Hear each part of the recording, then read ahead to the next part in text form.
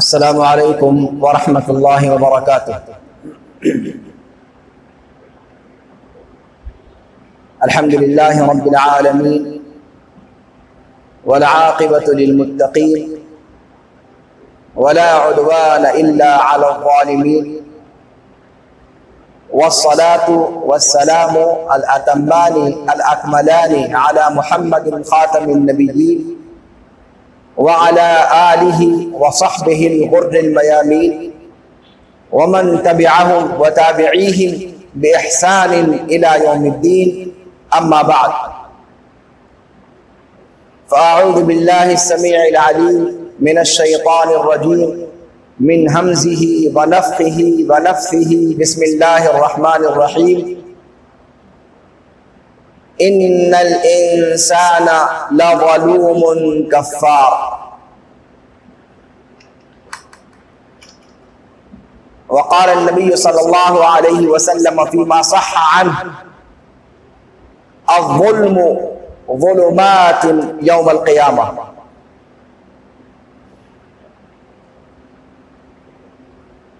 हाज़िरीन मजलिस और मेरी आवाज़ सुनने वाले भाइयों, बहनों, बुजुर्गों और मेरी माओ और बहनों, अल्लाह रब्बुल आलमीन का शुक्र एहसान के आपके दरमियान हाजिर होने और कुछ बातें रखने का अल्लाह रब्बुल आलमीन ने मौका इनायत फरमाया। इस शदीद गर्मी में आपने ये जहमत गवारा की, इसके लिए मैं सबसे पहले आप तमाम हाजरीन का तहे दिल से शुक्रगुजार हूं। अल्लाह रब्बुल आलमीन इस सब्र का बदला इस दुनिया और आखिरत दोनों में आपको नसीब फरमाए। अल्लाह रब्बुल आलमीन ने इंसान को इस दुनिया में पैदा किया और उसके अंदर अल्लाह रब्बुल आलमीन ने अच्छी सलाहियतें रखी, नेक चीजें रखी और नेक चीजों को कबूल करने की सलाहियत इसके अंदर रखी।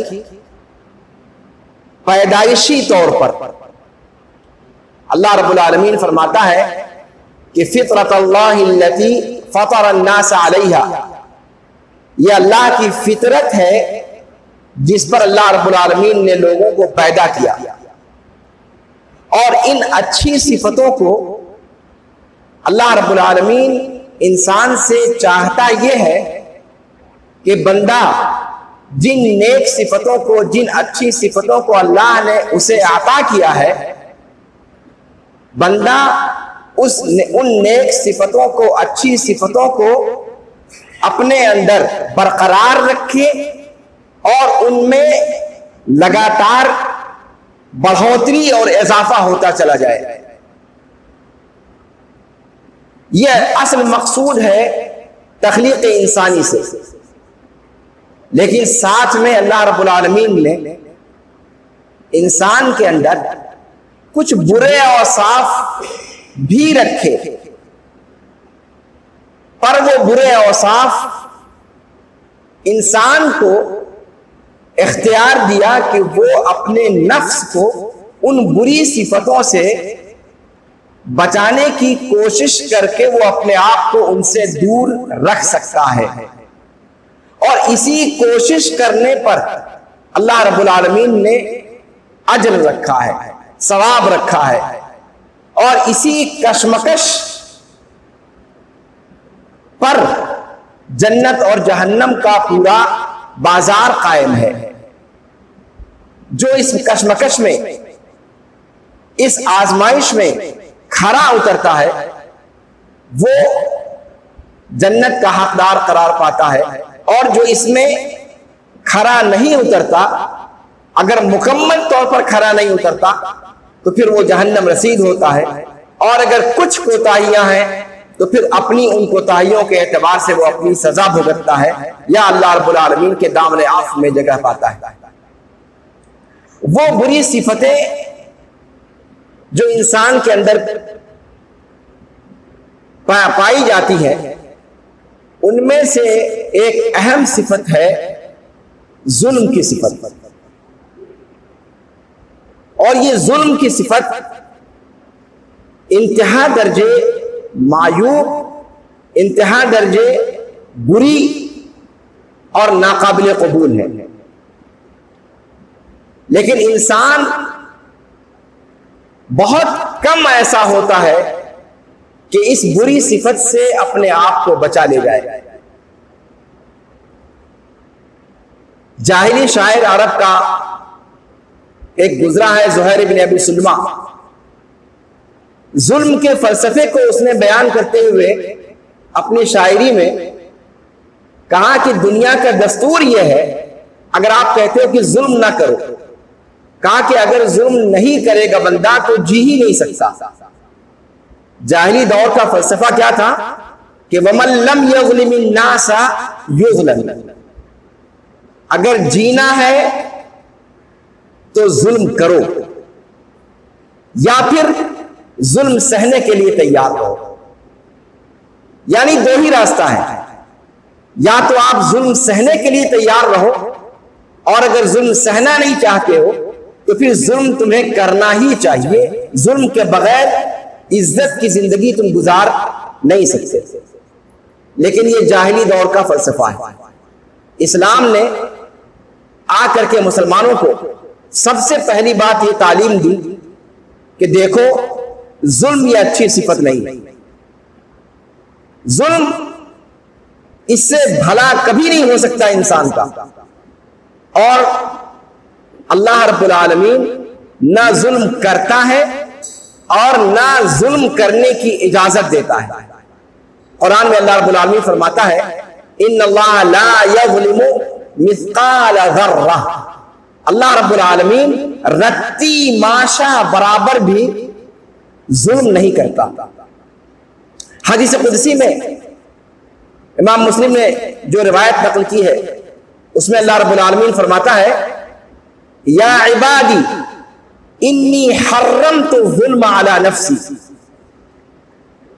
व जअलतुहु बैनकुम मुहर्रमा फला तज़ालमू, कि ऐ मेरे बंदो, मैंने जुल्म को सबसे पहले अपने ऊपर हराम किया।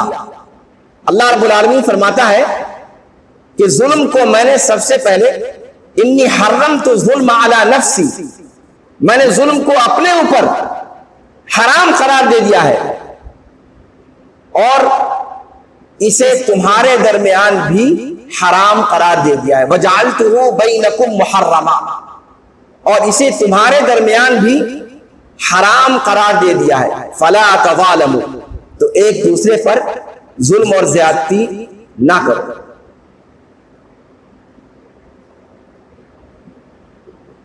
जुल्म का मामला इतना ज्यादा संगीन है, इतना ज्यादा संगीन है कि इस कायनात में अल्लाह रब्बुल आलमीन ने जब रसूलों के भेजने का सिलसिला शुरू किया, सबसे पहले रसूल नूह अलैहिस्सलातु वस्सलाम को अल्लाह रब्बुल आलमीन ने भेजा,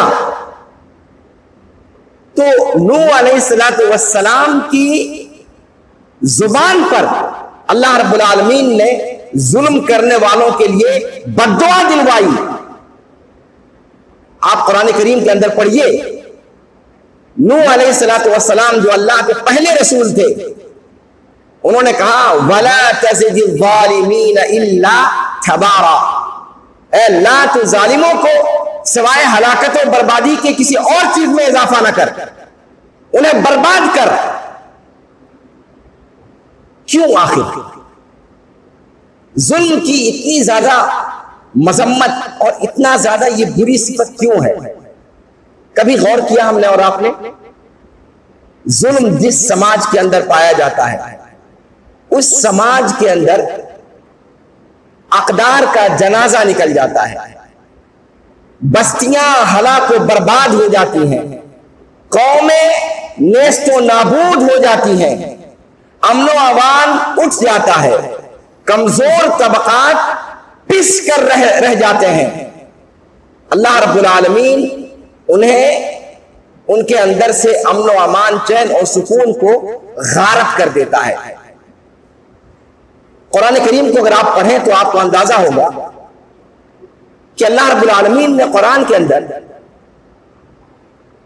उन कौमों का जिक्र किया है जिन कौमों ने ईमान की दौलत को इख्तियार करके अपने आप को अल्लाह रब्बुल आलमीन की पकड़ से बचाया। लेकिन जब उन लोगों ने अपने ईमान की वजह से तो अजाब को तो किनारे कर दिया, लेकिन कुरान ने जिक्र किया है कि अल्लाह रब्बुल आलमीन ने उन्हें हलाक व बर्बाद कर दिया। क्यों हलाक व बर्बाद कर दिया? कुरान ने कहा कि जब उन्होंने जुल्म किया, जब उन्होंने जुल्म किया। इसका मतलब यह हुआ कि जुल्म ये तबाही और बर्बादी का सबब है। अगर आप अल्लाह के रसूल सल्लल्लाहु अलैहि वसल्लम की अहादीस नबविय्या में देखें आप, तो आपको अंदाजा होगा कि शरीयत मुतहरा ने जुल्म की हर छोटी बड़ी शक्ल को हराम करार दिया है। अरे आप किसी जानवर पर भी अगर आप जुल्म करते हैं तब भी आप पर मुआखजा होगा। वो किस्सा बारहा आपने अपने मिंबरों में हराब से सुना होगा कि एक औरत जहन्नम रसीद हुई थी सिर्फ और सिर्फ एक बिल्ली की वजह से। मसला क्या था कि बिल्ली को उसने बांध रखा था, ना उसे खुराक दी और ना उसे छोड़ा कि वो जाकर के खुद अपनी खुराक हासिल करे। एक बिल्ली पर जुल्म करने की वजह से अल्लाह रब्बुल आलमीन ने उसे जहन्नम रसीद कर दिया। आप जरा गौर करें, यह गौर करने का मकाम है। अगर एक बिल्ली पर जुल्म करने की वजह से एक इंसान जहन्नम में जा सकता है, तो अगर कोई इंसान किसी इंसान पर जुल्म करता है उसके बारे में आप क्या सोचते हैं? और फिर छोड़िए इंसान तो फिर बड़ी बात हुई, इंसान में मुस्लिम गैर मुस्लिम सभी आते हैं।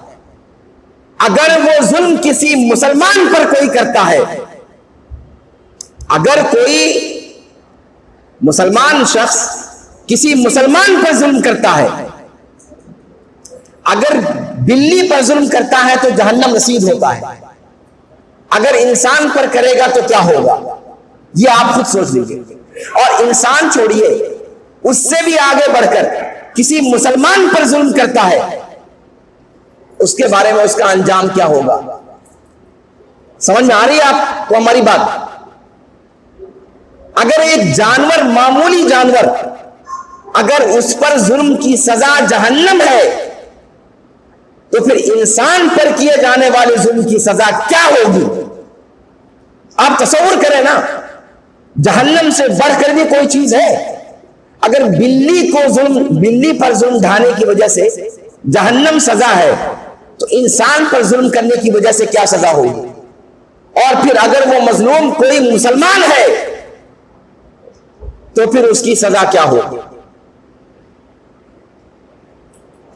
अल्लाह के रसूल सल्लल्लाहु अलैहि वसल्लम ने एक दूसरी हदीस में इरशाद फरमाया कि अल्लाह रब्बुल आलमीन अगर किसी जुर्म की सजा जल्दी देना चाहता है इस दुनिया ही के अंदर, आखिरत में तो जो भुगतना है उसकी सजा के तौर पर वो तो कला को होगा ना, जो ना आपने अभी देखा है ना हमने देखा है। लेकिन अल्लाह ताला अगर इस कायनात ही में जल्दबाजी में किसी गुनाह की सजा देता है अगर किसी चीज पर, तो वो क्या है? जुल्म और ज्यादती है। जुल्म और ज्यादती, बागी। इसकी सजा अल्लाह रब्बुल आलमीन आखिरत तक के लिए मुअख्खर नहीं करता, आखिरत से पहले इस दुनिया ही में अल्लाह रब्बुल आलमीन उसकी सजा दे देता है। आखिरत में जो सजा देनी है वो तो बाद की बात है, वो देगा ही, पर उससे पहले इस दुनिया ही के अंदर अल्लाह रब्बुल आलमीन सजा दे देता है। और फिर इंसान जो जुल्म करता है, अभी मैंने आपके सामने बयान की वो हदीस कि एक औरत बिल्ली पर जुल्म करने की वजह से, और वो जुल्म क्या था, उसको न मारा था, न पीटा था, न कोई टार्चर किया था, सिर्फ क्या किया था, उसकी खुराक रोक दी थी, न खाना पीना दिया और न खाने पीने के लिए उसे छोड़ा। इंसान को लगता है कि ये तो बहुत बड़ी बात नहीं है। आज आप देखते हैं मगरिबी तहजीब वालों को कि इंसानों को चींटियों की तरह से कत्ल किया जाता है, इंसानों को, बच्चों को, बूढ़ों को, औरतों को चींटियों की तरह से मसला जाता है। उस पर अक़वाम मुत्तहिदा तक के कानों पर जूं नहीं रेंगती। लेकिन अगर कहीं कोई कुत्ता भूख से मर जाए, अक़वाम मुत्तहिदा में करारदाद पास होती है कि वो कुत्ता कैसे मर गया। ये जमाना वो जमाना है, इंसानों की अमवात पर जो हो रहा है, आपके भी सामने, हमारे भी सामने, मिसाल देने की जरूरत नहीं। इंसानों का खून किस कदर अर्जा हो चुका है कि इंसानों को बगैर किसी हिसाब व किताब के, बगैर किसी आदाद व शुमार के कत्ल व गारत की भेंट चढ़ाया जा रहा है। लेकिन अक़वाम आलम के कानों पर जूं नहीं रही। और बात करते हैं कुत्तों के हुकूक की, बिल्ली के हुकूक की। ये मगरबी अक़वाम का दोगला मेयार है। मैं यहां आपसे ये कह रहा था कि एक बिल्ली को अज़ियत देने की वजह से, उस पर जुल्म ढाने की वजह से अल्लाह के रसूल सल्लल्लाहु अलैहि वसल्लम ने फरमाया कि उसको अल्लाह रब्बुल आलमीन ने जहन्नम में डाल दिया। यहां बतलाना मकसद यह है कि अगर एक जानवर पर जुल्म करना इतना बड़ा सजा, इतनी बड़ी सजा का मुस्तहिक बना सकता है इंसान को, तो इंसान अगर इंसान पर जुल्म ढाए या कलमा गो भाई पर जुल्म ढाए तो क्या होगा। यहां बतलाना मकसद यह है कि जुल्म को हकीर न समझा जाए, जुल्म को हकीर न समझा जाए। छोटे से छोटा जुल्म जो आपकी आंखों में लगता है, इस वक्त आपकी निगाहों में वो छोटा लगता है, लेकिन वो हदीस जो मैंने गुफ्तगू शुरू करते हुए आपके सामने पेश की है, अल्लाह के रसूल सल्लल्लाहु अलैहि वसल्लम फरमाते हैं कि अज़्ज़ुल्मु ज़ुलुमातुन यौमल क़ियामा, जुल्म तर दह तह तारीकियां हैं क़यामत के दिन की। जुल्म मुफरद इस्तेमाल किया अल्लाह के रसूल सल्लल्लाहु अलैहि वसल्लम ने, लेकिन उसको ये नहीं कहा कि जुल्म जुल्मतुन अज़्ज़ुल्मु ज़ुल्मतुन यौमल क़ियामा, मिसाल के तौर पर कि जुल्म क़यामत के दिन इंसान के सामने अंधेरे की शक्ल में आएगा। नहीं, कहा अज़्ज़ुल्मु ज़ुलुमातुन यौमल क़ियामा, इंसान का जुल्म मुदाअफ करके पेश किया जाएगा। क्या वो रिवायत आपने नहीं सुनी अल्लाह के रसूल सल्लल्लाहु अलैहि वसल्लम, जिसमें इरशाद फरमाते हैं कि अगर किसी ने अपने भाई की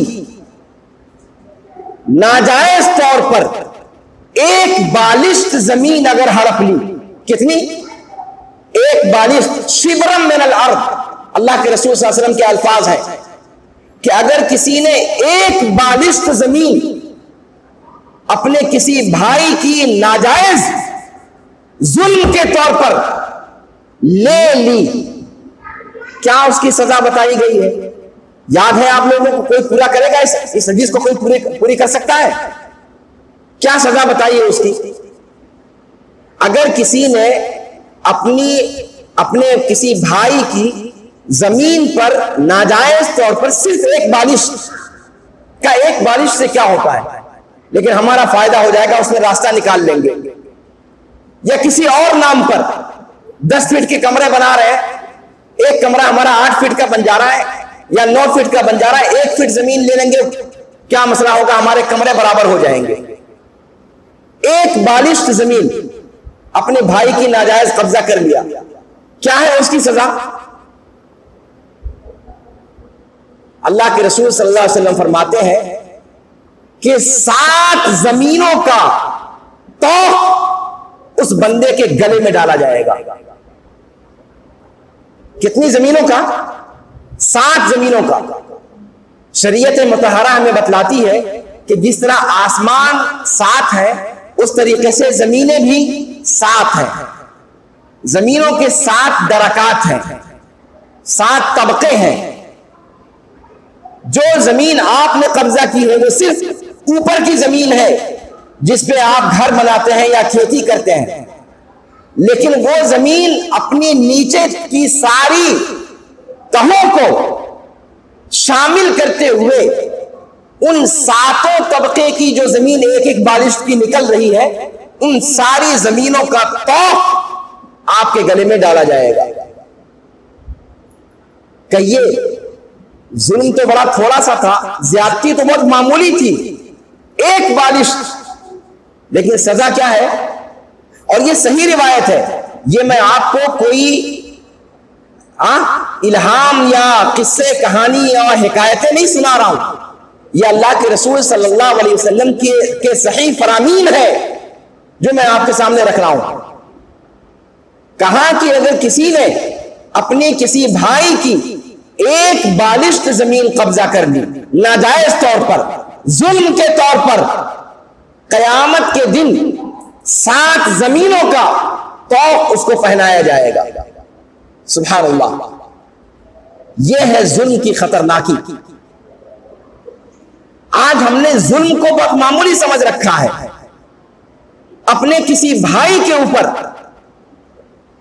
जुबान से जुल्म करना, हाथ से जुल्म करना, गस्ब के तरीके पर जुल्म करना, हुकूक को पामाल कर देना, किसी के हक पर डाका डाल देना, किसी की जायदाद को हड़प लेना।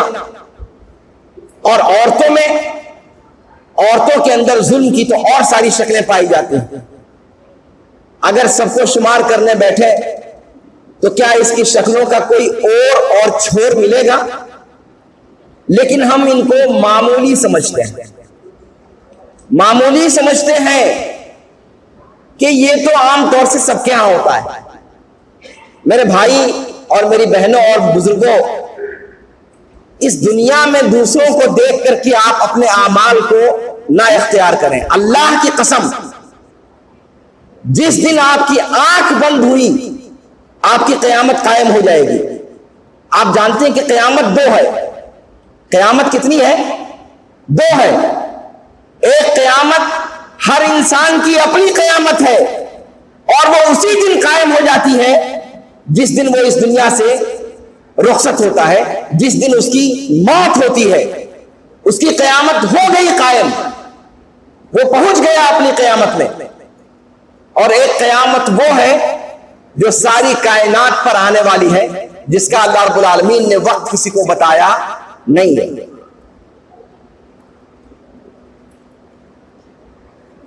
और कुरान मुकद्दस को आप पढ़ें तो आपको अंदाजा होगा कि दूसरों पर जुल्म करना ये किस कदर खतरनाक है। कुरान कहता है, वलौ अन्न लिल्लज़ीना ज़लमू मा फिल अर्ज़ि जमीआ व मिस्लहु माहु लफ्तदौ बिही,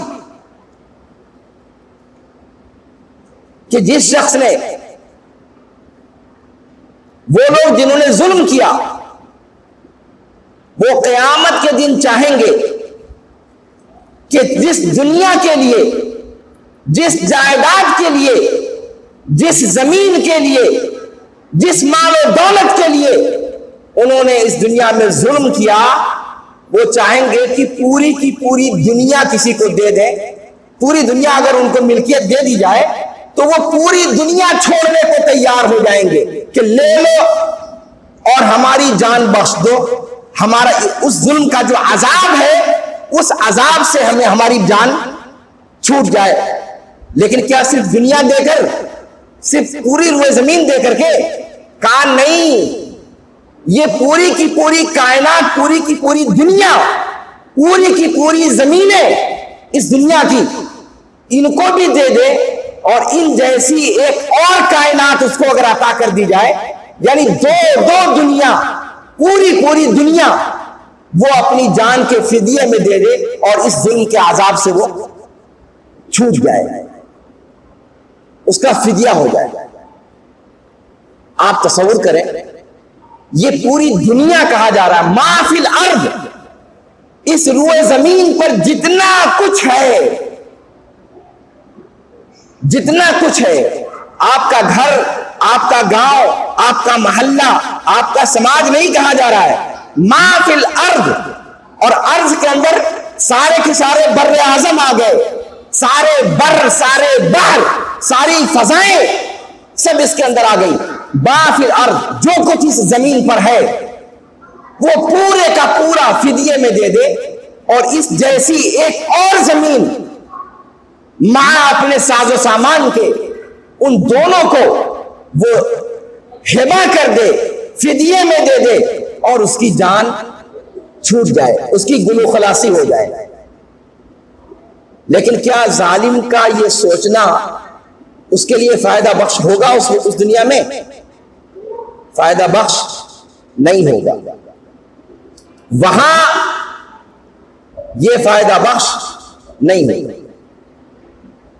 अल्लाह के रसूल सल्लल्लाहु अलैहि वसल्लम की जिंदगी में अगर आप देखें तो आपको अंदाजा होगा कि अल्लाह के रसूल सल्लल्लाहु अलैहि वसल्लम ने जब मुसलमानों को जुल्म से रोका, इस बुरी सिफत से रोका,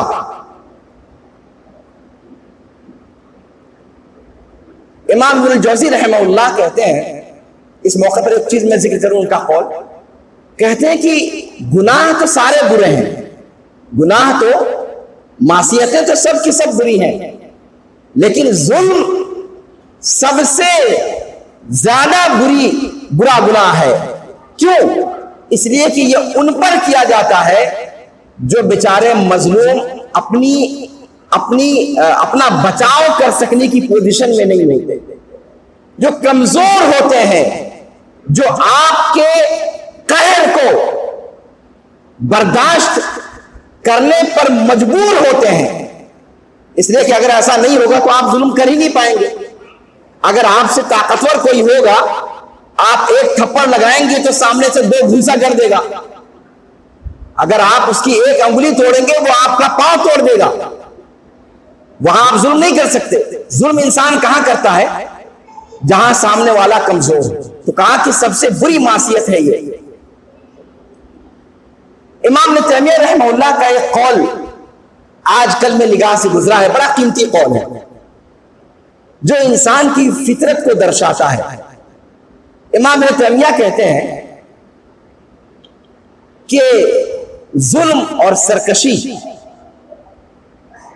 ये इंसान की फितरत में दाखिल है।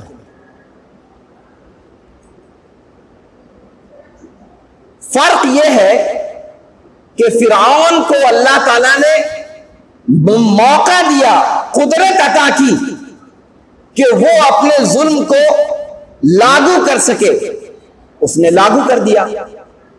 हर इंसान चाहता है कि वो दूसरों को दबा कर रखे। नहीं, आप खुद बताएं, अगर अल्लाह ताला आपको मौका दे किसी को दबाने का, आप चूकेंगे? कोई नहीं चूकता। इब्न तैमिया रहमहुल्लाह कहते हैं कि फिरौन को आज हम गाली देते हैं, लेकिन फिरौन जैसी कुव्वत और कुदरत अगर आज किसी इंसान को मिल जाए तो वो भी वही करेगा जो फिरौन ने किया। उसको कुदरत मिली, उसने कर दिया। आम लोगों के पास वो कुव्वत ही नहीं है, वो आजिज है, तो वो करेंगे कैसे? तो कहीं ना कहीं इस बात के अंदर सदाकत दिखाई देती है। कुरान ने इसीलिए कहा है इन्नल इंसाना लज़लूमुन कफ़्फ़ार। कुरान ने खुद कहा कि इंसान सबसे ज्यादा जुल्म करने वाला और सबसे ज्यादा नाशुक्रा है। अल्लाह रब्बुल आलमीन ने यह बात कही है, जिसने हजरत इंसान को पैदा किया है, जिसने अदम से वजूद दिया है। और जब मामला ऐसा है तो फिर इंसान को इस सिफत को कंट्रोल करने के लिए अपनी जो कोशिश करेगा वो तो करेगा ही, साथ में अल्लाह ताला की मदद भी जरूरी है। अगर अल्लाह की मदद नहीं है ना तो फिर अच्छे अच्छे फरिश्ते शैतान बनते, उनको देर नहीं लगती। इसलिए अल्लाह के रसूल सल्लल्लाहु अलैहि वसल्लम ने जो मशहूर दुआ सिखलाई है कि घर से निकलते हुए वो दुआ पढ़नी चाहिए, अल्लाहुम्मा इन्नी बिस्मिल्लाह रब्बि अऊज़ु बिका मिन अन अज़िल्ला औ उदल्ला मिन अन अज़िल्ला औ अज़िल्ला औ अज़लिमा औ उज़लमा औ अजहला औ युजहला अलैहि। ये दुआ आप सल्लल्लाहु अलैहि वसल्लम अपने घर से निकलते हुए पढ़ा करते थे और ये उम्मत को तलकीन की है कि वो इस दुआ को पढ़े। क्या है इस दुआ के अंदर? कि मैं अल्लाह के नाम से घर से बाहर निकल रहा। घर से बाहर निकलते ही बंदा दुआ करके निकलता है ताकि बाहर किसी से हाथापाई होने से पहले वो अल्लाह की पनाह में रहे। घर से बाहर निकलने के बाद पता नहीं किससे साफका पड़ता है आपका। अवाली बवाली बहुत सारे कायनात में होते हैं लोग। घर से निकलते ही आप दुआ पढ़ के निकले, अल्लाह रब्बुल आलमीन आपको महफूज रखेगा। क्या दुआ किया? अल्लाह के नाम से निकलता हूं, ऐ मेरे रब मैं पनाह चाहता हूं इस बात से कि कहीं लग़्ज़िश मुझसे हो जाए, या मैं कहीं गुमराह हो जाऊं, या ये कि मैं जुल्म कर दूं, या ये कि मुझे जुल्म सहना पड़े। दोनों से पनाह मांगी, न जुल्म करो और न मुझ पर जुल्म किया जाए। देखिए इंसाफ की बात। ये बंदा अल्लाह के रसूल सल्लल्लाहु अलैहि वसल्लम ने ये दुआ सिखलाई, खुद पढ़ते थे और मुसलमानों को तलकीन की कि इसे पढ़ करके निकला करो अपने घर से। क्या कहा कि ऐ अल्लाह मैं निकलता हूं तेरे नाम से, ऐ मेरे रब मैं पनाह चाहता हूं इस बात से कि मैं लग़्ज़िश में मुब्तला हूं, या मैं गुमराह हूं, या मैं जुल्म करूं, या मुझ पर जुल्म किया जाए, या मैं नादानी करूं, या मेरे ऊपर नादानी का रवैया इख्तियार किया जाए। कितनी प्यारी सी दुआ है, कितनी प्यारी सी दुआ है जो अल्लाह के रसूल सल्लल्लाहु अलैहि वसल्लम ने सिखलाई। और इससे पता क्या चला कि इंसान जुल्म जैसी सिफत से अगर वो बचना चाहता है तो उसे अपनी जो कोशिश है वो तो कोशिश करे ही, साथ में दुआ का सहारा लेना जरूरी है। इसलिए कि जब तक अल्लाह की मदद शामिल ना हो बंदा इससे रुख पाने पर पूरे तौर पर कादिर नहीं है। इमाम नसई ने एक रिवायत बयान की है, उसमें अल्लाह के रसूल सल्लल्लाहु अलैहि वसल्लम ने दुआ सिखलाई कि बंदा दुआ करे कि ऐ अल्लाह मैं पनाह मांगता हूं, अल्लाहुम्मा इन्नी अऊज़ु बिका मिनल फ़क़्रि वल क़िल्लति वज़्ज़िल्लति व अन अज़लिमा औ उज़लम। ऐ अल्लाह मैं फ़क़्र फ़ाक़ा मोहताजगी से तेरी पनाह चाहता हूं, किल्लत से तेरी पनाह चाहता हूं, कमी होने से किसी भी चीज में कमी से पनाह चाहता हूं, जिल्लत से कभी भी मैं जलील किया जाऊं इस चीज से मैं तेरी पनाह चाहता हूं। इसी तरीके से मैं तेरी पनाह चाहता हूं कि मैं जुल्म करूं या मेरे ऊपर जुल्म किया जाए। इमाम नसई ने इस रिवायत को बयान किया है। यहां भी इस दुआ के अंदर अल्लाह के रसूल सल्लल्लाहु अलैहि वसल्लम ने एक बंदे मोमिन को, एक मुसलमान को इस बात की तलकीन की है कि वो अल्लाह रब्बुल आलमीन का सहारा ले, इस बुरी सिफत से अपने आप को बचाने के लिए, इस मज़मूम सिफत से अपने आप को दूर रखने के लिए दुआ का सहारा ले। एक बात मैं यहां पर जिक्र करूं, इससे पहले कि मैं अपनी गुफ्तगू खत्म करूं, मुझे लगता है कि मैंने ज्यादा वक्त ले लिया। अल्लाह के रसूल सल्लल्लाहु अलैहि वसल्लम ने ये सब जो एहतियाती तदाबीर बताई हैं, वो क्यों आपको यहां ये तवज्जो देने की जरूरत है। मुनासबत भी एक समझ में आ रही है। आजकल जिस गर्मी से हम और आप गुजर रहे हैं, बारिश का इंतजार है, बारिश रुकी हुई है, बारिश नहीं हो रही है, अर्जाक में कमी हो रही है। जब बारिश नहीं होगी, कहसाली में मुब्तला होंगे, गिरानी आएगी, गल्ले के अंदर महंगाई पैदा होगी। आप जानते हैं ये सब क्यों होता है? कुरान को पढ़िए। कुरान बतलाता है कि इंसानों की रोजियां सल्ब कर ली जाती हैं। किसकी वजह से? इसी सिफत की वजह से, जुल्म की वजह से। आज की इसकी मौसम में, आज की इस मौजू की मुनासबत यहां से भी पैदा होती है। और ये चीज आपको हवा में नहीं कह रहा हूं, कुरान के अंदर पढ़िए आप। अल्लाह ताला फरमाता है फबिज़ुल्मिन मिनल्लज़ीना हादू फबिज़ुल्मिन मिनल्लज़ीना हादू हर्रमना अलैहिम तय्यिबात, के यहूदियों के जुल्म की वजह से हमने उनके ऊपर जो पाकीज़ा रोजियां थी, हमने उनके ऊपर हराम कर दी। इसका मतलब यह हुआ कि जुल्म की वजह से इंसान रिज्क से महरूम कर दिया जाता है। उस रिज्क से जो हलाल रिज्क है, जो हलाल रिज्क है, उस रिज्क से भी इंसान महरूम कर दिया जाता है। और जुल्म का बदला, जैसा कि मैंने आपसे बताया कि जुल्म का बदला अल्लाह ताला मुअख्खर नहीं करता क़यामत के लिए। इस दुनिया ही के अंदर अल्लाह रब्बुल आलमीन जालिम को जुल्म का बदला दिखा देता है। और भी चीजें कुरान ने जिक्र की है। इस दुनिया में जुल्म करने की एक शक्ल यह भी है, आम तौर पे जो हम अपने समाज के अंदर देखते हैं कि जुल्म करने वाले ये मामूली लोग नहीं होते, ये हट्टे कट्टे मुश्तंडे गुंडे टाइप के लोग होते हैं।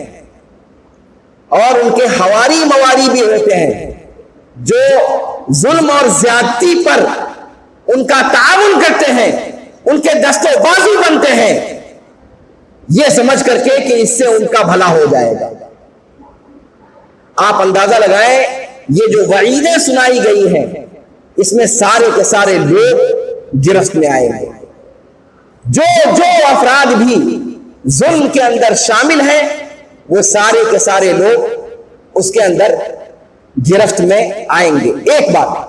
और दूसरी बात जो अहम इससे भी ज्यादा है, वो ये कि इस दुनिया में, माफ कीजिएगा मैं जरा खुल करके बोलने लगा हूं, और मुझे हक है कि मैं बोलूं, इसलिए कि न बोलने से मामलात बिगड़ते चले जाते हैं। पिछले सालों में हमारे इलाके और गांव समाज के अंदर सियासत के नाम पर जो तूफान बदतमीजी शुरू हुआ है, और पार्टियों से निस्बत की बुनियाद पर जो जुल्म और बगावत के बाजार को चमकाने का सिलसिला शुरू किया गया है। हमारी पार्टी का बंदा है, जो चाहे करे, पार्टी आपकी बैक पर खड़ी है, कुछ नहीं होगा बेटे, करो। आप कांग्रेस के हो, जो चाहो करो, पार्टी आपको संभाल लेगी। माओवादी के हैं आप, माओवादी आपके पुष्ट पर खड़ी है, जो जायज नाजायज करना है करो, जो जुल्म करना है, जो हथियाना है हथियाओ, जो डाके डालने हैं, जो पैसे हड़प करने हैं करो। गिरफ्त करने वाला कौन? जब सैयाब है कोतवाल, डर काहे का? ये माहौल बनाने की कोशिश हो रही है कि नहीं हो रही है? माफ कीजिएगा अगर मैं गलत हूं। मैं जिस इलाके में कपिलवस्तु के अंदर रहता हूं, वहां भी मुसलमानों के अंदर आपसी तफरका डालने में इन सियासी वाबस्तगियों ने बहुत बड़ा किरदार अदा किया है। अगर आपके यहां ये चीज यहां इस गांव में नहीं है तो अल्लाह का शुक्र अदा करें, और अगर है तो अल्लाह की कसम आज ही अपने दामन में अपने गरीबान में सर डाल करके और सोचें कि क्या फला पार्टी और फला पार्टी से आपका वाबिस्ता होना आपके लिए वजह जवाज है कि आप जो चाहे करें। एक बात ध्यान में रखें, कुरान के अंदर अल्लाह रब्बुल आलमीन ने इस बात को जिक्र किया है कि जुल्म करने वाले मुत्तफिक नहीं रह सकते। जुल्म करने वालों में इत्तेफाक बाकी नहीं रह सकता। भले आज आपको लगता हो कि आपकी मसलहतें मिल रही हैं, मसलहतों और मफादात की वजह से अलग अलग जहनियत के लोग एक खेमे में जमा हो भी जाएं, अल्लाह की कसम ये इत्तेफाक परमानेंट नहीं हो सकता। अल्लाह रब्बुल आलमीन का दस्तूर है ये जालिमों के बीच में इख्तिलाफ डाल कर रहेगा, उनको एक दूसरे के साथ सर फुटौल पर मजबूर करेगा। अल्लाह रब्बुल आलमीन उनके यहां इत्तेहाद कायम नहीं रह सकता। जब जुल्म की बुनियाद पर इत्तेहाद कायम होगा वो कोई इत्तेहाद कायम नहीं रह सकता। तो जालिमों का साथ देने वाले अपनी मसलहतों को पूरा करने के लिए, अपनी मसलहत बरारी के लिए, अपने मफाद को पूरा करने के लिए अल्लाह की कसम ऐसे लोग आखिरत में तो जो भुगतना है उनको वो तो बाद का मामला है ना, वो तो आंख बंद होने के बाद आपके साथ होना है।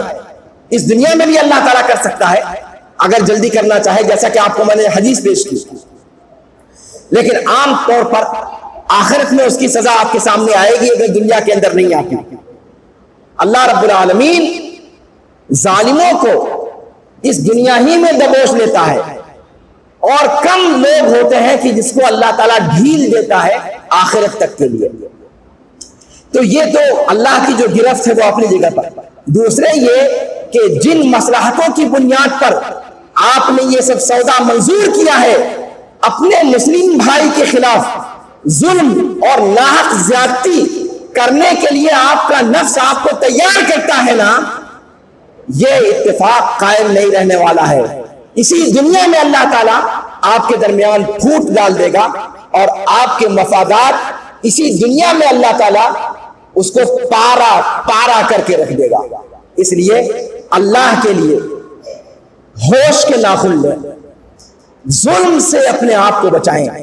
बहुत खतरनाक चीज है ये, और मैंने बताया आपसे कि ये रसूल की बद्दुआ है और ये नूह अलैहिस्सलाम की बद्दुआ क़यामत तक के जुल्म करने वालों के लिए है। और वो दुआ क्या है? वला तज़िदिज़्ज़ालिमीन इल्ला तबारा। ऐ अल्लाह, तू जुल्म करने वालों को सिवाय हलाकत और बर्बादी के किसी चीज में बढ़ोतरी न करियो। और क्या लगता है आपको कि अल्लाह ताला अपने रसूल की दुआ नहीं कबूल करेगा? और वैसे भी ये चीज जहन में रखें आप कि जुल्म करने पर हम बसा औकात कभी कभी हम मिंबरों मेहराब से जब सुनते हैं कि अल्लाह के रसूल सल्लल्लाहु अलैहि वसल्लम ने फरमाया कि मजलूम की बद्दुआ से बचो, इसलिए कि इत्तक़ी दावतल मजलूम फ़इन्नहु लैसा बैनहा व बैनहु हिजाब। कहा कि मजलूम की बद्दुआ से बचो, इसलिए कि उसकी बद्दुआ और अल्लाह के दरमियान कोई हिजाब नहीं है, उसके कबूल होने में कोई चीज रुकावट नहीं है। इससे बसा औकात ये चीज तो खौफ का सबब है कि जिस पर आप जुल्म करेंगे उसकी एक आह आपकी सारी जायदाद को, आपकी सारी ऐशो इशरत को, आपके सारे चैन और सुकून को गारत करके रख देगी। एक आह जो मजलूम की निकलेगी। लेकिन वो तो बाद की बात है, वो तो बाद की बात है। फिर मैं याद दिलाऊंगा कि असलन जुल्म ही अल्लाह के अजाब को दावत देने का सबब है। मजलूम बद्दुआ करे या ना करे, जुल्म अपने आप में यह अल्लाह के अजाब को दावत देने वाली चीज है। और उस पर मुस्तजाद अगर मजलूम की बद्दुआ भी शामिल हो गई तो फिर कहना क्या क्या। तो ये जुल्म इतनी खतरनाक चीज है। और जब मैं जुल्म पर गुफ्तगू कर रहा हूं तो मैं इससे पहले भी इशारा कर चुका हूं कि हमें खिताब सबसे करना है, मर्दों से भी करना है, औरतों से भी करना है, माओं से भी करना है, बहनों से भी करना है, बेटियों से भी करना है। हर एक अपने अपने दायरे में देखे कि वो किस तरीके से अपने रवैयों में कहां कहां जालिमाना सलूक का मुर्तकिब हो रहा है, कहां कहां इंसान जुल्म कभी अपनी जुबान से करता है। और औरतों को मैं मुहतात करना चाहूंगा खास तौर पर, सास बहू के रिश्ते से या फिर ननद के रिश्ते से या फिर इस रिश्ते से और उस रिश्ते से अपनी जुबान का मामला कंट्रोल करें। कहीं उसके जरिए से आप जुल्म का इर्तिकाब तो नहीं कर रहे। हर शख्स अपनी सतह पर सोचे। आमतौर पर जब जुल्म की बात की जाती है तो हम लोग सिर्फ ये सोच रहे हैं कि किसी को थप्पड़ मार देना जुल्म है, किसी की जमीन हड़प लेना जुल्म है, किसी के पैसे दबा लेना यह जुल्म है। मेरे भाइयों, जुल्म की शक्लें अलग अलग होती हैं और हर बंदा जो जुल्म करता है वो सबसे पहले खुद समझता है कि वो जुल्म कर रहा है। दूसरों से फतवा पूछने की जरूरत नहीं है कि मैंने ऐसा ऐसा किया है, क्या ये जुल्म है। इंसान के अंदर अल्लाह रब्बुल आलमीन ने जो नफ्स रखा है, नफ्स लव्वामा, वो खुद बता देता है कि कहां इंसान गलत काम कर रहा है, कहां उससे ज्यादती हो रही है। तो इंसान को चाहिए कि वो अपना मुहासबा करे। अल्लाह रब्बुल आलमीन हमें तौफीक दे कि हम अपने आमाल का मुहासबा करते रहें, अपनी नक्ल हरकत का मुहासबा करते रहें। हमसे जो जो चीजें हो रही हैं उन अपने आमाल का हम जायजा लेते रहें कि कहीं किसी मरहले पर हमसे कोई ज्यादती तो नहीं हो रही है।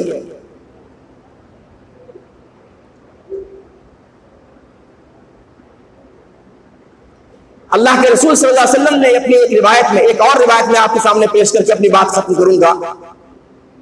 अल्लाह के रसूल सल्लल्लाहु अलैहि वसल्लम ने 3 दुआओं के बारे में कहा है कि ये 3 दुआएं अल्लाह रब्बुल आलमीन कबूल करता ही करता है, जिसे रद्द अल्लाह रब्बुल आलमीन नहीं करता। पहली दुआ किसकी? मुसाफिर की, जो हालत सफर में हो, परागंदा हाल हो, अपने वतन से बाहर हो, कोई यारो मददगार उसका ना हो, कोई उसकी कसम पुरसी दूर करने वाला ना हो।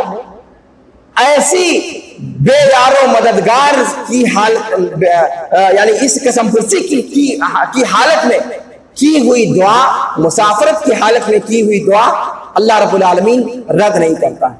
दूसरी दुआ मजलूम की, जिसका जिक्र अभी चल रहा है, जिसके ऊपर जुल्म किया गया है, उसकी जुबान से जो आह निकलती है ना, वो आह भस्म करके रख देती है जालिम को, और जालिम को किसी पहलू करार नहीं लेने देती।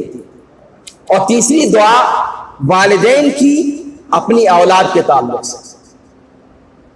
इसलिए ध्यान दीजिएगा, ये एक अलग मौजू है, ये टॉपिक भी जिक्र करने का है, किस तरीके से आज हमारे समाज के अंदर औलाद बेराह रवी का शिकार हो रही है, अपने माँ बाप के कंट्रोल से बाहर हो रही है, अपने माँ बाप को कुछ समझती नहीं, उसके हुकूक को अदा नहीं करती।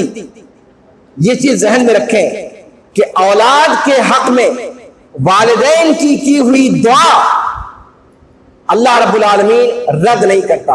और दुआ मैंने कहा है, इसके अंदर बद्दुआ भी शामिल है। जिस तरीके से अल्लाह ताला वालिदैन की दुआओं को औलाद के हक में कबूल करता है, ऐसे वालिदैन ने अगर अपनी औलाद के लिए बद्दुआ कर दी, अगर बद्दुआ निकल गई उनकी जुबान से, चाहे बाद में वो पछताए भी, पर वो बद्दुआ पूरी होकर रहती है।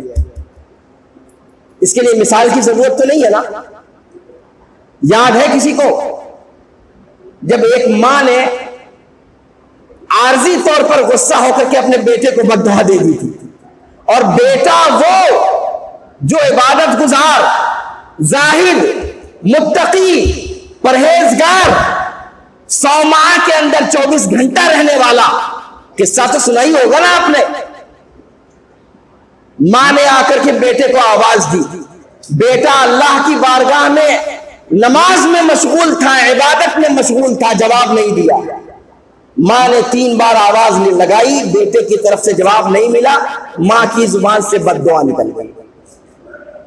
किस्सा तो बड़ा मशहूर है ना, सुना ही होगा सबने। उस नेक औलाद के हक में मां की निकली हुई बद्दुआ अल्लाह ने कबूल कर ली और वो आजमाइश का शिकार हो गए। जबकि गलती बेटे की यहां भी नहीं थी, बेटे की गलती नहीं थी, वो मां का नाफरमान नहीं था, लेकिन मां की बात पर जवाब देने के बजाय वो रब्बुल आलमीन के सामने जवाब दे रहा था। उसने कहा कि अपने हकीकी खालिक के सामने मैं इस वक्त सर्वसुजूद हूं, अपने मजाजी खालिक के सामने, उनके सामने मैं जवाब कैसे उनको जवाब दूं। इस दुनिया में लाने वाले माँ बाप हैं, जिसको आप मजाजी खालिक कह सकते हैं। हमने अल्लाह को नहीं देखा, लेकिन अपने माँ बाप को देखा है, जिनके जरिए से अल्लाह ताला ने हमें इस दुनिया में पैदा किया। वो उस वक्त हकीकी रब्बुल आलमीन की बारगाह में थे, उन्होंने मां की आवाज पर कान नहीं धरा, लेकिन मां की जो निकली हुई बद्दुआ थी वो कबूल हुई या नहीं हुई? कबूल हुई। तो जब ऐसी हालत में औलाद के हक में की हुई बद्दुआ कबूल हो गई, तो फिर अगर आज की औलाद जो माँ बाप की नाफरमान है, क्या वो इस बात से नहीं डरती कि अगर माँ बाप की जुबान से एक बद्दुआ निकल गई तो फिर उनकी जिंदगी का क्या होगा? आज औलाद शादी कर लेती है, अपने बेटे हो जाते हैं, अपने बूढ़े माँ और बाप के हवाले से उनका रवैया कैसा हो जाता है वो आप देखें। यूरोप में हम सुना करते थे कि बूढ़े लोगों को सरकारी एक जगह बनी होती है, सरकार उनकी निगरानी करती है, बुढ़ों को ले जाकर वहां ठूस दिया जाता है। औलाद अपने माँ बाप को घर निकाला दे देती है और सरकार फिर उन बुढ़ों की निगरानी करती है।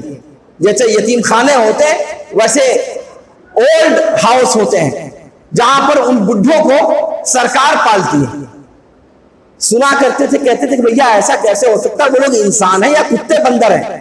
लेकिन आज हमारी सोसाइटी में ऐसी चीजें हो रही हैं। घर में बहू क्या आती है, मां बाप का अंजाम, और फिर तफसील बताने की जरूरत नहीं, आईना किसको दिखाया जाए। हर घर की कहानी एक ही है। गौर कीजिए कि मां बाप उस वक्त भी उनके पास अल्लाह रब्बुल आलमीन ने वो कुव्वत रखी है कि अगर उनकी जुबान से एक जुमला आपके खिलाफ निकल गया, अल्लाह की कसम आपका पूरा घराना तहस नहस होकर के रह जाएगा, फिर कोई तौबा तिल्ला भी आपकी कबूल नहीं होगी। अल्लाह रब्बुल आलमीन हमें इस बात की तौफीक दे कि हम इन चीजों की अहमियत को समझें। अल्लाह रब्बुल आलमीन से दुआ है। अच्छा, एक चीज और, एक हदीस यहां पर मैं अपनी बात खत्म करने से पहले पेश कर दूं। जालिमों का मामला क़यामत के दिन भी आसान नहीं होगा। क़यामत के दिन भी मामला आसान नहीं होगा। अल्लाह के रसूल सल्लल्लाहु अलैहि वसल्लम ने उस रिवायत में जो इमाम बुखारी ने अपनी सहीह के अंदर नक़ल किया है, उसमें कहते हैं अल्लाह के रसूल सल्लल्लाहु अलैहि वसल्लम कि इज़ा खलसल मुमिनून मिनन नार, कि जब ईमान वाले जहन्नम से छुटकारा पा जाएंगे, जब ईमान वाले जहन्नम से छुटकारा पा जाएंगे, हुबिसू बिक़ंतरतिन बैनल जन्नति वन नार, जन्नत और जहन्नम के दरमियान एक पुल पर रोक लिए जाएंगे। जन्नत और जहन्नम के माबैन एक पुल पर क्या करेंगे? रोक लिए जाएंगे। फयतक़ावौना मवालिम कानत बैनहुम फिद दुनिया, और वहां रोक करके दुनिया में उन ईमान वालों ने यानी ये मुसलमानों की बात हो रही है, आपस में एक दूसरे पर जो जुल्म किया होगा उस जुल्म का बदला एक दूसरे से दिलवाया जाएगा और फिर उसके बाद वो जन्नत की तरफ आगे बढ़ सकेंगे।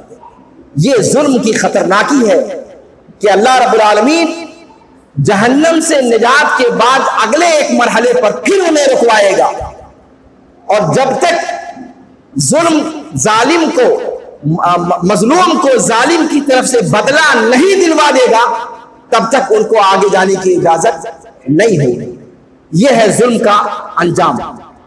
अल्लाह रब्बुल आलमीन से दुआ है कि अल्लाह रब्बुल आलमीन हमें जुल्म की खतरनाकी को समझने की तौफीक अता फरमाए। अल्लाह रब्बुल आलमीन जो इस बात को या इन बातों को आपके सामने रख रहा है, अल्लाह रब्बुल आलमीन सबसे पहले खुद उसे तौफीक दे कि वो जुल्म की शक्लों से अपने आप को बचाए और फिर अल्लाह रब्बुल आलमीन तमाम सुनने वालों को इस बात की तौफीक अता फरमाए कि वो जुल्म से बचें। हकीकत यह है कि ये इतनी खतरनाक सिफत है, मैं आपके सामने बात कर रहा हूं, इसका यह मतलब नहीं है कि मैं इस सिफत से मुकम्मल तौर पर बचा हुआ हूं, नहीं, लेकिन कुरान कहता है कि वज़क्किर फ़इन्न ज़िक्रा तनफ़उल मुमिनीन, के नसीहत करें, नसीहतें फायदा पहुंचाते हैं ईमान वालों को। ये बातें जब मैं आपके सामने रख रहा हूं, कल अगर मैं किसी पर जुल्म करने के लिए बढ़ूंगा, यही आपके सामने कही हुई बातें मुझको याद आएंगी और शर्म आएगी कि मैंने खुद स्टेज पर इस तरह की बात कही थी, मैं खुद कैसे इस काम को करने जा रहा हूं।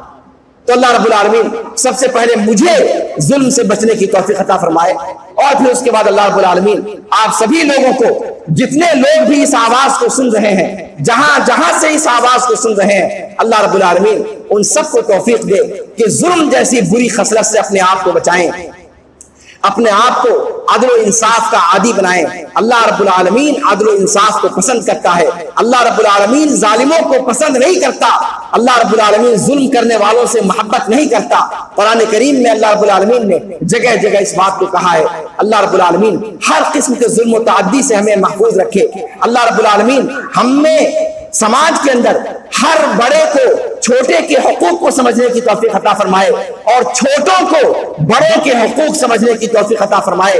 अल्लाह रब्बुल आलमीन हमारे समाज के अंदर मोहब्बत और इत्तिफाक और इत्तेहाद और आपस में खैरखाही के जज्बे को अल्लाह रब्बुल आलमीन फरोग चढ़ाए। हर किस्म के सेहतमंदाना रवैयों को अल्लाह रब्बुल आलमीन हमारे दरमियान फरोग दे और हर किस्म की जो बुरी खसलतें हैं अल्लाह रब्बुल आलमीन उनसे हमारे समाज को अपनी पनाह में रखे। अल्लाह रब्बुल आलमीन पूरी दुनिया के अंदर जहां जहां भी मुसलमान आजमाइशों के शिकार हैं, अल्लाह रब्बुल आलमीन उनकी आजमाइशों को खत्म कर दे। अल्लाह रब्बुल आलमीन गैर मुस्लिमीन की तरफ से जहां जहां भी अहले इस्लाम के ताल्लुक से जो भी साजिशें की जा रही हैं, जो भी मक्कारियां की जा रही हैं, जो जो तदबीरें की जा रही हैं, अल्लाह रब्बुल आलमीन उन तदबीरों को खुद उनके लिए तदमीर बना दे, उन तदबीर करने वालों के लिए हलाकत का जरिया बना दे। अल्लाह रब्बुल आलमीन उनके जाल में खुद उन्हीं को फंसा दे। अल्लाह रब्बुल आलमीन इस बात पर कादिर है। अल्लाहुम्मा इग़फिर लिल मुमिनीन वल मुमिनात वल मुस्लिमीन वल मुस्लिमात वअल्लिफ बैन क़ुलूबिहिम वअस्लिह ज़ात बैनहिम वंसुरहुम अला अदुव्विका व अदुव्विहिम। अल्लाहुम्मा लअनिल कफ़रता अल्लज़ीना यasuddूना अन सबीलिक व युकज़्ज़िबूना रुसुलक व युक़ातिलूना औलियाअक। अल्लाहुम्मा खालिफ बैन कलिमतिहिम, अल्लाहुम्मा खालिफ बैन कलिमतिहिम, अल्लाहुम्मा खालिफ बैन कलिमतिहिम व ज़लज़िल अक़दामहुम व शत्तित शमलहुम व फ़र्रिक़ जमअहुम व दम्मिर दियारहुम व अंज़िल बिहिम बासक अल्लज़ी ला तरुद्दुहु अनिल क़ौमिल मुजरिमीन। अल्लाहुम्मा इन्ना नजअलुका फ़ी नुहूरिहिम, अल्लाहुम्मा इन्ना नजअलुका फ़ी नुहूरिहिम व नऊज़ु बिका मिन शुरूरिहिम। ऐ अल्लाह तो हमारे अंदर इत्तिफाक और इत्तेहाद पैदा कर दे। ऐ अल्लाह तो हमारे दरमियान से बोझ और हसद, कीना और कपट और निफाक की सिफतों से हमें पाक और साफ कर दे। ऐ अल्लाह मोमिनीन की जो औसाफ है उन औसाफ से हमें मुत्तसिफ कर दे। अल्लाह तो हमें तौफीक दे कि जब तक जिंदा रहें पक्के सच्चे मुसलमान बनकर जिंदा रहें, और जब खात्मा हो तो खात्मा बिल खैर हो। ऐ अल्लाह, हम में से जो लोग कर्जदार हैं उनके कर्ज की अदायगी की सबील पैदा फरमा दे। हम में से जिन लोगों के यहाँ बच्चियां शादी के इंतजार में, अभी रिश्ते के लिए इंतजार में बैठी हुई है, ऐ अल्लाह तो उनके मुनासिब रिश्ते लगा दे। ऐ अल्लाह, हम में से जिनकी जो भी जायज जरूरियात हैं, जो हमारे और उनकी मसलहत में है, और ऐ अल्लाह उनमें तेरी रजा और तेरी मसलहत है, ऐ अल्लाह उन सारी जरूरतों के पूरा करने के असबाब और वसाइल मुहैया फरमा दे। ऐ अल्लाह, तू हमें इस्लाम पर जिंदा रख और इस्लाम पर खात्मा फरमा। ऐ अल्लाह, जब हम मरे और जब हम कब्र में जाएं तो ऐ अल्लाह कब्र को हमारे लिए इस दुनिया की आजमाइशों से छुटकारे का जरिया बना दे। ऐ अल्लाह, तो कब्र को हमारे लिए जन्नत की क्यारियों में से एक क्यारी बना दे, जहन्नम के गड्ढे में से कोई ढाल बना दे।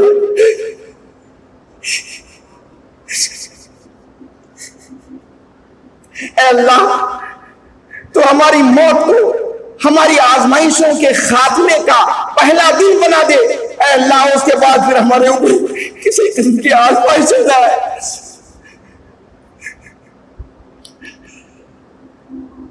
इस दुनिया का आखिरी दिन हमारे लिए खुशहाली का पहला दिन बना दे। ऐ अल्लाह, उसके बाद सिर्फ हमारी जिंदगी में खुशहालियां ही रहे, सिर्फ हमारी जिंदगी में खुशखबरियां ही रहे।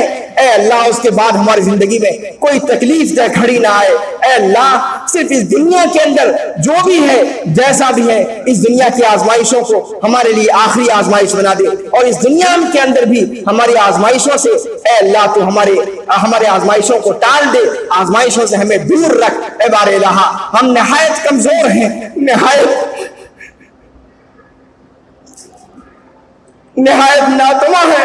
ऐ अल्लाह, हमारे अंदर सकत नहीं कि हम तेरी आजमाइशों को बर्दाश्त कर सकें, तेरे अजाब का सामना कर सकें, तेरी पकड़ को अपने ऊपर झेल सके। ऐ अल्लाह, तू हमारी इस कमजोरी का वास्ता तुझे, ऐ अल्लाह, तू अपनी पकड़ में मुब्तला न कीजियो।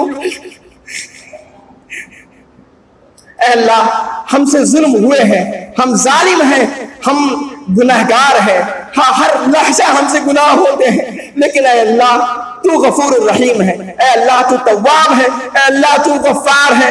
ऐ अल्लाह तू रहमान है। ऐ अल्लाह तू रहीम है। ऐ अल्लाह तू सित्तीर है। ऐ अल्लाह, तुझे तेरे इन नामों का वसीला, ऐ अल्लाह तुझे तेरी इन सिफतों का वसीला, ऐ अल्लाह तू हमारे गुनाहों को बख्श दे। ऐ अल्लाह, हमारे गुनाहों पर हमारी पकड़ ना फरमा। ऐ अल्लाह तू हमें बख्श दे। ऐ अल्लाह, तू हमें इस दुनिया ही के अंदर बख्शा बख्शाया बना दे, और जब हमें इस दुनिया से उठा, ऐ अल्लाह, तो हमें नेक और मुत्तकी और सालेह और परहेजगार बनकर बनाकर उठा, और हमारा हश्र नबिय्यीन सिद्दीक़ीन शुहदा और सालिहीन के साथ फरमा। हादा व सल्लल्लाहु वसल्लम अला नबिय्यिना मुहम्मद व अला आलिहि व सहबिहि अजमाइन। सुब्हानक अल्लाहुम्मा व बिहम्दिक, अशहदु अन ला इलाहा इल्ला अंत, अस्तगफिरुका व अतूबु इलैक।